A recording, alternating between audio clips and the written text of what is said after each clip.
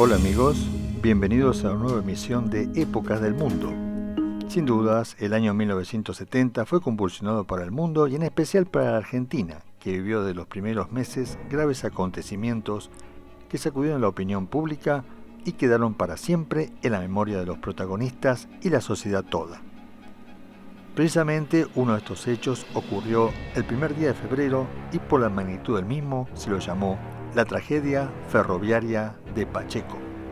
Esa calurosa tarde el sol abrazaba con fuerza y la consigna era disfrutar del aire puro y el río, que era el principal motivo para que un gran número de personas de todas las edades viajaran a Zárate y sus alrededores para disfrutar de ese día tan espectacular de recreación y esparcimiento.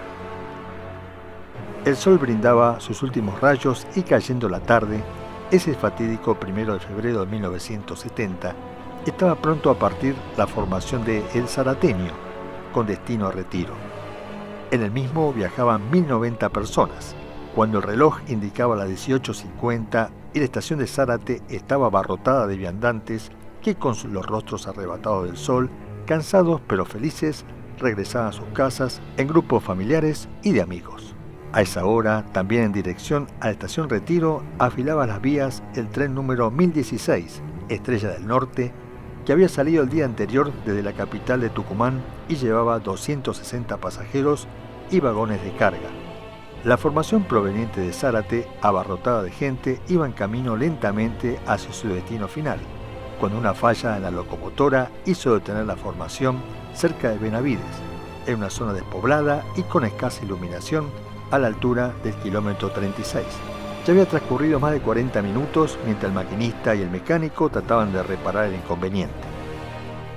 En medio del silencio y la incertidumbre, los pasajeros que viajaban en la parte trasera advirtieron que por la misma vía avanzaba una locomotora que al comienzo no le prestaron importancia pensando que iba a reemplazar a la averiada en la formación, pero en segundos vieron como el bólido avanzaba a gran velocidad. En el tren estacionado, los únicos que se percataban de lo que venía fueron unos jóvenes que miraban por las ventanillas y comenzaron a alertar a los demás. A los gritos avisaron al resto de los pasajeros que se venía la máquina encima y los más rápidos saltaron a las vías. Muchos alcanzaron a tirarse por las ventanillas y según el relato de los sobrevivientes, la mayoría de los pasajeros del tren estaban durmiendo antes de que se escuchara los hierros crujir. Por habérsele dado ya la salida a ese tren, el convoy procedente de Tucumán pudo continuar su marcha. El conductor de la locomotora, al ver súbitamente la formación tras una curva, intentó frenar inútilmente, colisionando violentamente contra ese convoy. Lo que siguió después fue digno de un cuento de terror.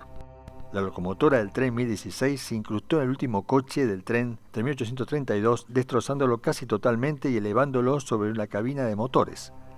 Como consecuencia del violento impacto, no solamente descarrilaron locomotoras y vagones, sino que además el penúltimo y antepenúltimo vagón del tren que se encontraba detenido, solo detuvieron su marcha separados del que quedó unido con la locomotora. En tanto, el fuerte ruido del choque y las llamas que salían de las formaciones hizo que algunos moradores de la zona se acercaran y auxiliaran a los heridos. Ayudaron a sacar a las personas atrapadas en los trenes y de inmediato iniciaron los pedidos de auxilio.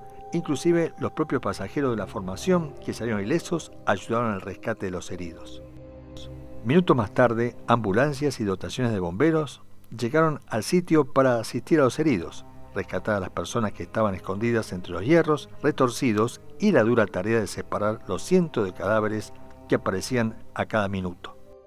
Vencidos los obstáculos iniciales, agravados por haber ocurrido la catástrofe en una zona de difícil acceso, de noche y sin medios que facilitaran las tareas de salvamento, las autoridades sanitarias siguieron desarrollando normalmente su labor, mientras se procedía al recuento de muertos y heridos y a la identificación de los primeros.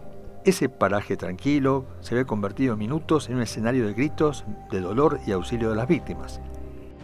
Este acontecimiento quedó marcado en la memoria de los pobladores de entonces de General Pacheco y las localidades aledañas. Mientras tanto, con el correr de los días y bajo una intensa lluvia, continuaban los trabajos de rescate de la catástrofe ferroviaria. Equipos especiales, trabajando con sopletes, procedieron a cortar las planchas de acero de uno de los coches semidestrozados, rescatando alrededor de 15 cadáveres que fueron conducidos al local de los bomberos voluntarios de General Pacheco, donde se improvisó un depósito en el que se habían depositado cerca de un centenar de muertos. El primer recuento oficial dio 142 muertos, pero la cifra alcanzaría los 236 por los heridos graves que no sobrevivieron. Por la cantidad de víctimas fatales y los más de 500 heridos, este accidente sigue siendo la mayor tragedia ferroviaria de la Argentina. Todo se atribuyó a una falla en la comunicación entre operarios. Cuando la formación proveniente del norte pasara por la estación Pacheco, el personal debía avisar a los primeros que le den vía libre a los próximos trenes, pero ese comunicado nunca existió. Los dos empleados de la estación Benavides, un auxiliar y un cambista, fueron detenidos por negligencia. Ambos formaban parte del personal de esta estación y se hallaban de servicio la noche del suceso. El cambista huyó horrorizado, pero luego se presentó a las autoridades. Según datos facilitados por los empleados de la citada estación, pocas horas antes de ocurrir la catástrofe habían sido víctimas de un asalto. Ello explicaría el estado de nerviosismo en el que se hallaban al realizar las operaciones que han podido dar lugar al accidente. A 50 años de esta gran catástrofe, la peor de la historia de nuestros ferrocarriles, queda el recuerdo de esos días aciagos donde todos los medios gráficos, radiales y televisivos cubrieron ampliamente la noticia. Inclusive algunos fueron sancionados por el gobierno de ese entonces por el amarillismo de sus notas. El gobierno argentino declaró luto nacional y en todos los edificios públicos se izó la bandera a media asta. Así pasó otro capítulo de Épocas en el Mundo. Los invitamos a recorrer juntos otro episodio de la historia en el próximo programa. Por la atención dispensada a todos ustedes, muchas gracias.